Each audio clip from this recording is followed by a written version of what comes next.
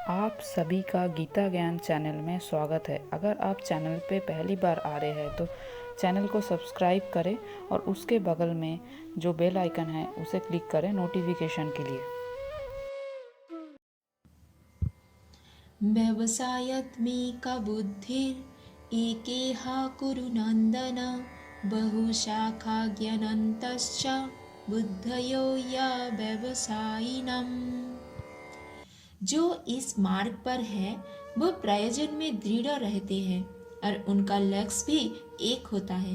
हे कुरुनंदन, जो दृढ़ प्रतीक का नहीं है उनकी बुद्धि अनेक शाखाओं में विभक्त रहती है। यह दृढ़ श्रद्धा की कृष्ण भावनामृत द्वारा मनुष्य जीवन की सर्वोच्च सिद्धि प्राप्त कर सकेगा। व्यवसायित्मिका बुद्धि कहलाती है।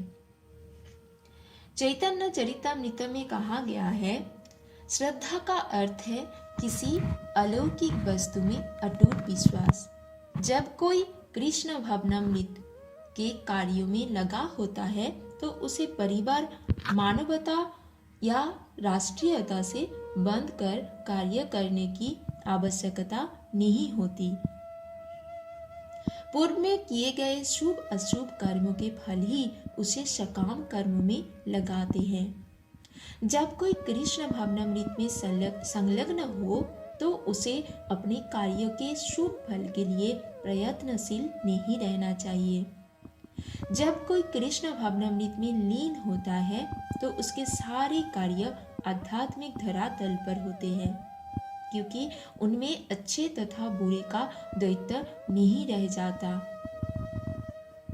कृष्ण भावनामृत की सर्वोच्च सिद्धि देहात्म बुद्धि का त्याग है। कृष्ण भावनामृत की प्रगति के साथ क्रमशः यह अवस्था स्वतः प्राप्त हो जाती है। कृष्ण भावना व्यक्ति का दृढ़ निश्चय ज्ञान पर आधारित है। वसुदेवः सर्वम् इति स महात्मा सुदुर्लभः। कृष्ण भावना भावित व्यक्ति अत्यंत दुर्लभ जीव है, जो भली भांति जानता है कि वासुदेव या कृष्ण समस्त प्रकट कारणों के मूल कारण है।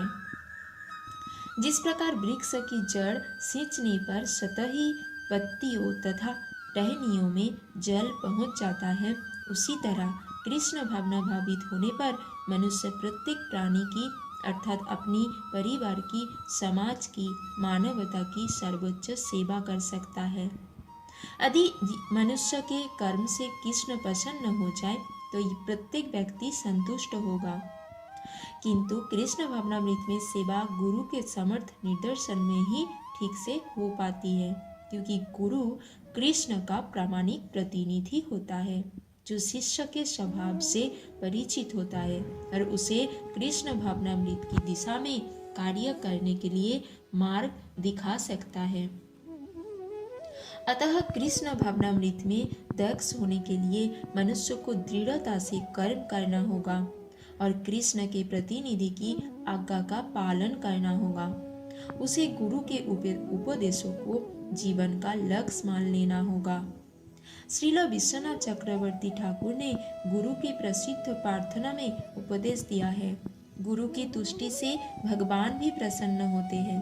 गुरु को प्रसन्न किए बिना कृष्ण भावनामृत के स्तर तक पहुंच पाने की कोई संभावना नहीं रहती। अतः मुझे उनका चिंतन करना चाहिए और दिन में 3 बार उनकी कृपा की याचना करनी चाहिए और अपने गुरु को सादर नमस्कार करना चाहिए। किंतु यह संपूर्ण पद्धति देहात्म बुद्धि से परे सैद्धांतिक रूप में नहीं वरन व्यवहारिक रूप में पूर्ण आत्मज्ञान पर निर्भर करती है। जब सकाम कर्म से इंद्रिय तृप्ति को कोई संभावना नहीं रहती, जिसका मन दृढ़ नहीं है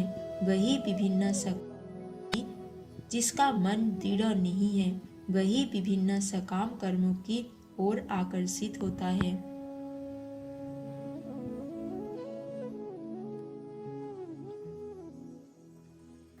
अगर आप सबको वीडियो पसंद आया है तो वीडियो को लाइक करें, चैनल को सब्सक्राइब करें और भी वीडियोस देखने के लिए।